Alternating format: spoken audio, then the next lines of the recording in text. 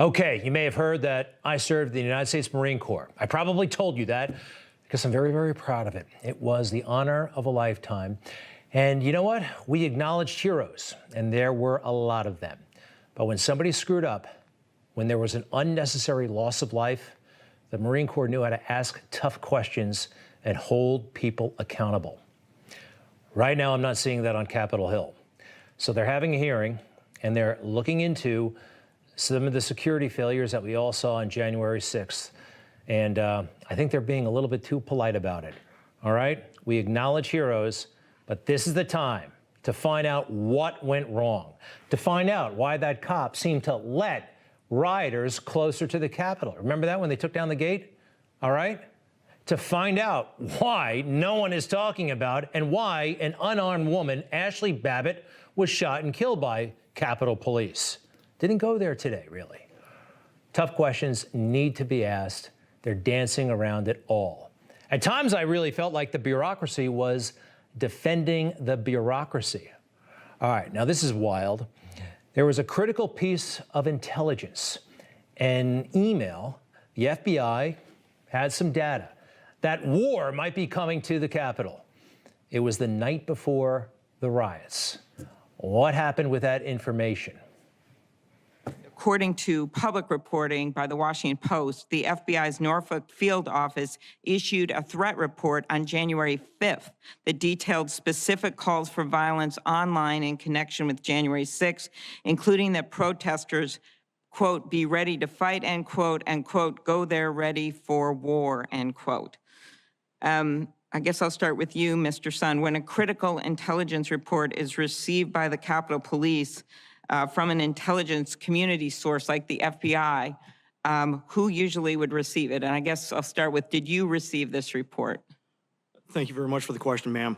I actually, just in the last 24 hours, was informed by the department that they actually had received that report. It was received by what we call one of our sworn members that's assigned to the Joint Terrorism Task Force, which is a task force with the FBI. They received it the evening of the 5th. Reviewed it, and then forwarded over to an official at the intelligence division over at U.S. Capitol Police Headquarters. And so you hadn't seen it yourself? No, ma'am. It did not go any further than that. Okay. And then was it sent to the House and Senate Sergeant at Arms? I don't believe it went any farther than from the over to the sergeant at the intelligence division. Okay. And Mr. Irving, Mr. Stenger, did you get that report beforehand? Mr. Stenger, did you get the report? No. Okay, Mr. Irving. I did not. Nobody got the email, huh? By the way, the Capitol Police had this information, didn't get to the chief. Sounds like a failure in leadership, doesn't it? Look, these guys are great, but this is the time to hold people accountable, and they're dancing around it. Although one person, they're not dancing around too much. Who would they really like to hang this all on? President Trump. You bluntly said the intelligence community missed this. That is correct, sir. That's the way I feel. Now, who was commander-in-chief on December 6th? When you say commander-in-chief? Who was the president of the United States?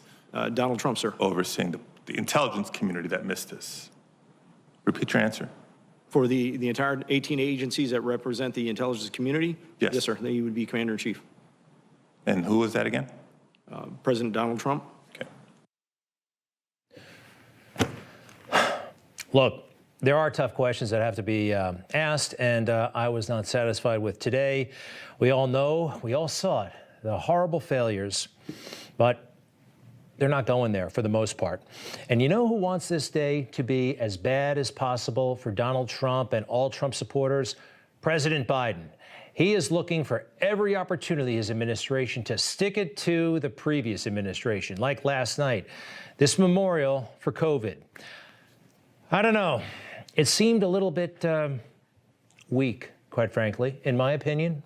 Reasonable people can disagree, but I don't know. Just last week, Joe Biden was saying, America is back. America is back. And then he talks about a subject he talked about so much during the campaign, death and dying. equally important, care for the living, those who left behind, for the loved ones left behind. I know all too well. I know what it's like to not be there when it happens. I know what it's like when you are there, holding their hands. There's a look in your eye and they slip away. That black hole in your chest, you feel like you're being sucked into it. We all know that feeling. We all do. But this is what Joe Biden, believe it or not, brings to the table. This is his skill. This, his life story, horrible thing that happened to his family almost 50 years ago. This is what he campaigned on, isn't it? Next to a hospital bed. My wife and daughter, they've been killed in a car crash. And lying in that bed were my 2 surviving little boys. I couldn't imagine what it would have been like if we didn't have the health care they needed immediately. 40 years later, one of those little boys, my son Bo, was diagnosed with terminal cancer and given only months to live. I mean, it got to the point where Joe never stopped talking about that. Did he want to be president, or did he want to be some sort of national mortician? And last night, it seemed really like we had a national mortician. And am I being tough? Possibly. But Joe recognizes the political value in the personal tragedy he endured.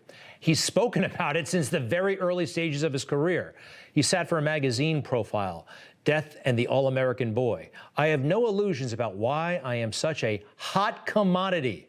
I am the youngest man in the Senate, and I am also the victim of a tragic fate. But he saw it for what it was in a weird way, political gold. And that's kind of strange, isn't it? But that's what we've got. We've got a mourner-in-chief. Have you ever heard of Democrat immunity? It goes like this: whether Joe Biden did something tasteless or possibly corrupt, no one's going to call him out on it, at least in the mainstream media, because he has Democrat immunity. It says that Democrats can get away with things that Republicans can't. It's quite frankly as simple as that. You know, Donald Trump was pretty tough on the media, liked to criticize him. Did you know Barack Obama actually surveilled reporters, put them under surveillance? Can you imagine what would have happened if Donald Trump had done something like that? Look at this. Obama administration secretly obtains phone records of Associated Press journalists. That really, really happened. How about Justice Kavanaugh? Remember when he was accused by Christine Blasey Ford? Now, there was no evidence. She didn't really remember anything, not even just obviously there were serious problems, but we all had to sit through those hearings and listen to her. Now, you do know that Joe Biden, Democrat, was accused as recently as, I guess, last spring of sexual assault by Tara Reid. Now, she had backup. She told her mother she had worked for Joe Biden. Do you remember seeing the hearings with Tara Reid? No, you don't, because there were none. She didn't even make it to television. Major newspapers, they all turned their back on her. She was interviewed by Megyn Kelly on YouTube, and that was quite an interview, but that's it. It just went away. Democrat immunity. But Democrat immunity, it doesn't necessarily last forever. And you know who's finding that out right now? Andrew Cuomo. I don't know who he crossed, but he is in big trouble right now. You know, the problems and the mistakes that he was making, the conservative media, they were calling him out on it from the very beginning. Mainstream media neglected to go there for some reason.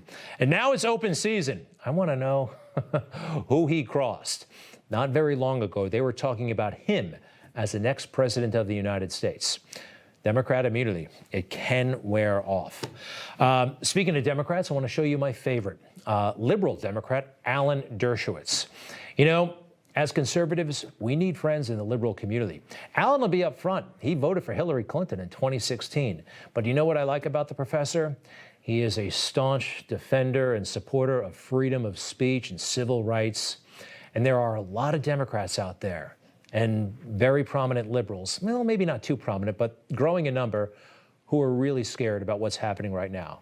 The censorship, the cancellation, it's real, and don't write somebody off if they supported Hillary Clinton, all right? There are good people on the other side who don't like what's happening now. And we need all the friends we can get to stay in business, literally and figuratively. Hey, folks, did you hear about Tiger Woods? He was in a terrible, terrible car crash. She was the sole occupant of that vehicle. This is in Los Angeles, I believe. Tiger Woods was operated on earlier today. Serious injuries to his legs. Wow, Tiger Woods, possibly the greatest golfer of all time, good friend of the president. Remember when he was honored with the Presidential Medal of Freedom? Tiger, our prayers are with you, sir. All the best. We'll be right back. Folks, I never had any idea that I would be under threat of cancellation, you know, a TV show being canceled, by my ratings being too good.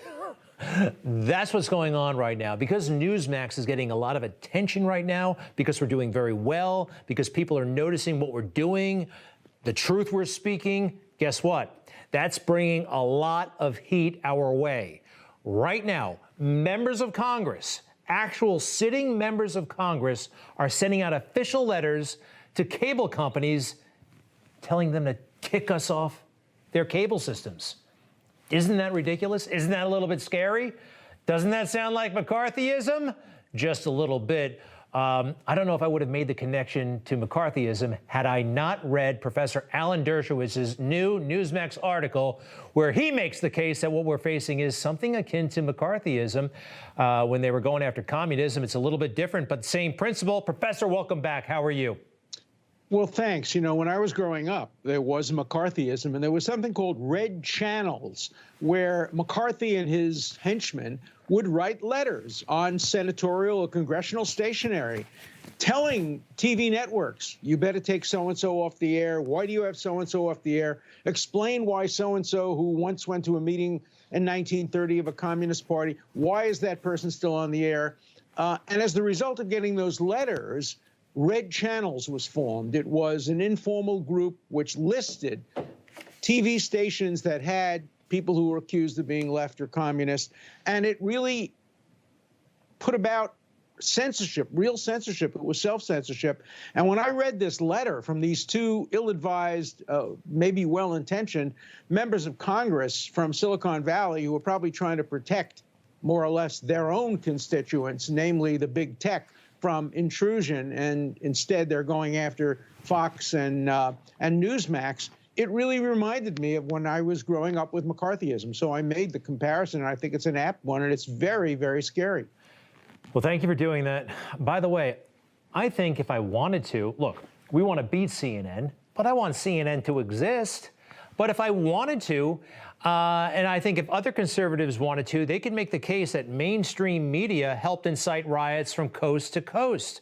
Now, we believe, and I think the numbers support us, that they have exaggerated the threat that black men face from law enforcement. They have pumped up those numbers and created an unreasonable fear of law enforcement, a resentment of law enforcement, and there have been all kinds of riots. So, you know what? Maybe I should write a letter to my congressperson and try to say CNN has incited riots. This should not last. Well, the important question is not whether you're right or they're right, but why we shouldn't have the right to flip the channel and listen to what they have to say, listen to what you have to say, listen to what Fox has to say, listen to what MSNBC has to say. It's a marketplace of ideas, and we have the right to pick and choose. And I think it's a healthier and better country when we can flip the channels instead of turning to a channel and finding out it's no longer on your cable server because some congressman said we don't like it. Look, the worst offender is CNN. They doctor tapes, they edit sound bites, they deliberately leave out things. Two examples.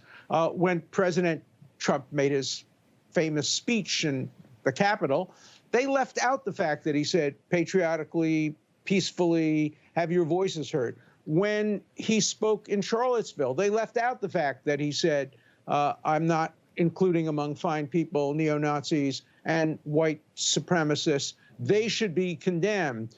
By the way, NPR, National Public Radio, Public Television, did the same thing.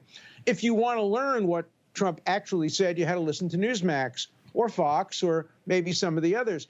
The point is that Americans should have the right to pick and choose what channels we want to watch. And it shouldn't be up to the cable providers, and it certainly shouldn't be up to members of Congress. You know, it was Bill Safire, the great commentator, who once said, every American has the right to complain about what's on television except Uncle Sam. Uncle Sam has to stay out of the newsrooms. He has to stay out of the editorial rooms. He has to stay out of television, newspapers. He is the umpire. You know, it's like in a football game. The official can't go over to one coach and say, you know, I don't like the way you're running the ball. I think you should be passing more. He's the official, and that's what the government has to be when it comes to free speech. Who said that about Uncle Sam? Can't complain. Who was the? It was Safire, Bill Safire. Bill He used to do the conservative columnist for the New York Times. He wrote for Richard Nixon, and we share the same birthday, by the way. Hey, I do have two more quick things for you. Sure. Dominion Voting Systems, I believe, is suing Mike Lindell for like over $1 billion. I don't want to talk about the merits of the case, or unless you have something to offer, but just on the face of it, $1 billion. I mean, that's kind of absurd, a lot of right? Pillows. You got to sell a lot of pillows to make $1 billion. Look, whether Lindell was right or wrong, he had the right to express his views, and this is part of the public debate. And I don't think, unless they can demonstrate that with malice he deliberately, willfully, knowingly defame them, I don't think they're going to get any pillows out of this. To be continued, Professor Dershowitz, catch his podcast, one of the best ones out there. He succeeded in no time, The Dersh Show. Check it out. Really good stuff. Congratulations. Appreciate it. Thanks so much. You bet, you bet. We're standing by for Stinchfield now. Grant Stinchfield, host of the, what do you call your show? Just Stinchfield, right? I call it The Grant Show. Just call it Stinchfield. It's a fantastic show. People are talking about it. Grant, how are you? I'm doing great. You know what? I'm watching your show, and you know what I love most? What? Your suit today. My what? Your suit. Your suit. Thank your you. suit. Your pinstripes. I wear it every Tuesday night, if you haven't noticed. It's my thing. It's, anyway. I did not notice that. So, yeah, anyway. So what else is going on? Let me see. What are you wearing? Who are you wearing? Well, do you really want me to expose what tie I'm wearing? I spend some money on ties because I think it's important. So it's a Xenia tie. Xenia tie. Hot stuff. Hot stuff. So I really don't have anything else to run by you. What's on the show tonight? So, you know, all joking aside, I'm going to make a bold statement on the show tonight, Greg, that I believe America is under attack. We're under siege literally from within. And I believe Joe Biden is clueless to his handlers that are pulling the strings here. When you look at what they're doing with immigration, I just read a report that the Homeland Security Secretary is thinking about doing away with ICE and enforcement sections of ICE that actually go track down people that are living here illegally. Joe Biden and whoever's pulling the strings is actively trying to destroy this country. And really, I'm at the point now, we are under siege, Greg, and we're going to get into that. Jim Jordan on the show tonight. Under siege. Whew. From within? Yes. Look, we got problems. Within. I'm still in the category that America has problems, but America is not the problem. And I don't know if the people around Joe Biden subscribe to that. To be continued for sure, Grant. Sounds like a hot show. Stand by for Stinchfield, everybody, and we'll be right back. Hi, Emma Reckenberg here. If you like this video, there's a whole lot more to see on Newsmax TV. You can watch for free right here on our YouTube live stream and be the first one here each time our experts break down real news. Just hit that subscribe button, ring the bell icon, and stay with us on America's fastest growing cable news channel, Newsmax TV.